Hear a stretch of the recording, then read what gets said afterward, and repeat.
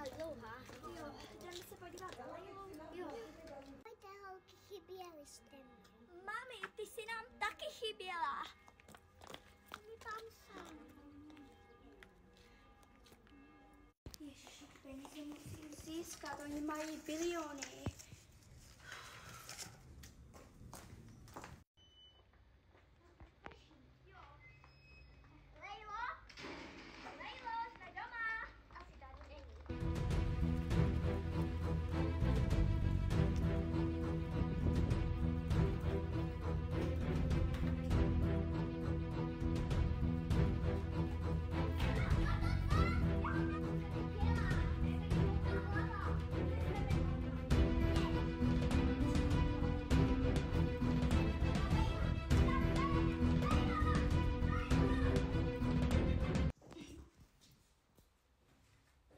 Oni dneska měli přijít.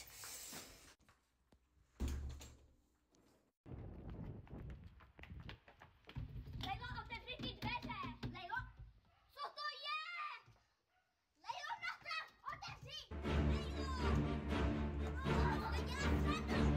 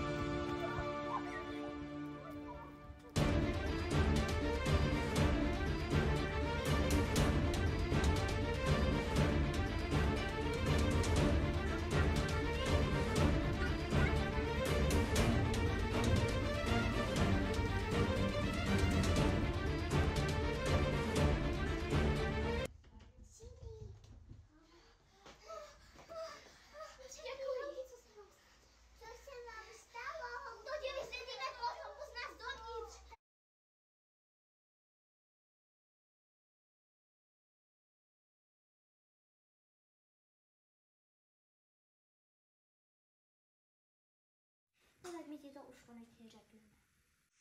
Včera večer, když jsme přišli ze Slovenska, tak jsme chtěli jít domů.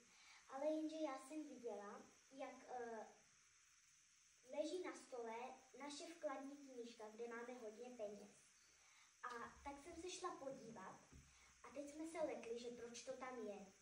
A najednou mě napadlo, že to musela vzít Leila. Nevím, jak se k tomu dostala, nebo nevím. Ale prostě jsme se lekli. Tak jsem tu knížku vzala a utíkala jsem hned domů. Jenomže dveře nebyly otevřené. A venku začalo pršet. Ty jsi doma nebyla a ani taťka a nikdo.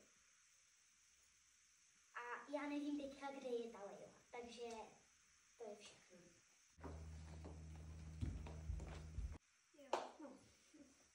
Lejlo,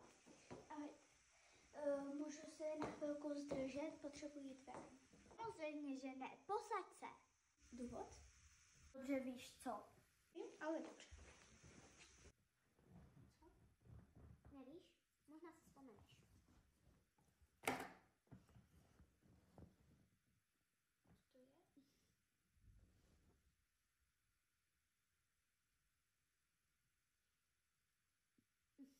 Mě nebudeš lhát, protože tady jsou kamery. Něco podobného si už udělala a já jsem ti šanci dala. A vzali jsme tě sem. Já s vámi nemám nic společného. A ona s tím nemá nic společného. Ne?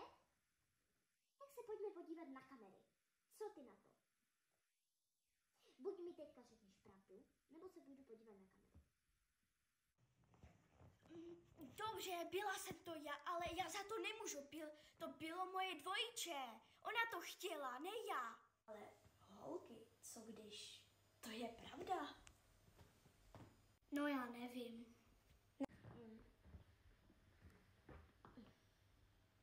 Dobře, já ti teda pustím, ale moc ti teda nevěřím, ale budu dělat zatím, že ti věřím. Ještě jednou tě zastihnu, jak něco tady děláš.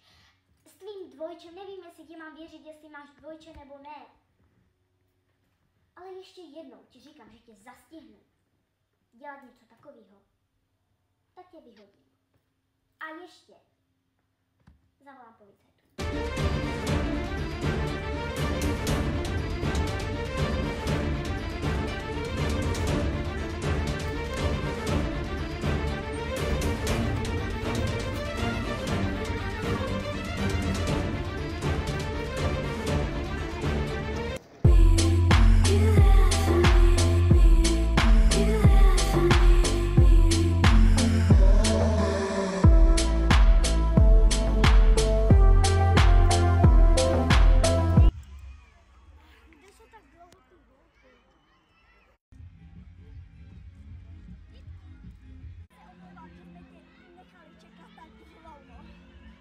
Jo, ale museli jsme si něco vyřídit.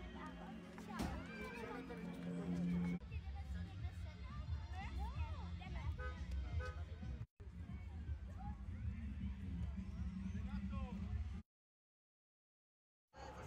A co uděláme s tou Leilou? No, moc jí nevěřím, že to je její dvojče. Holky, já jí taky nevěřím, ale můžeme dělat, že jí věříme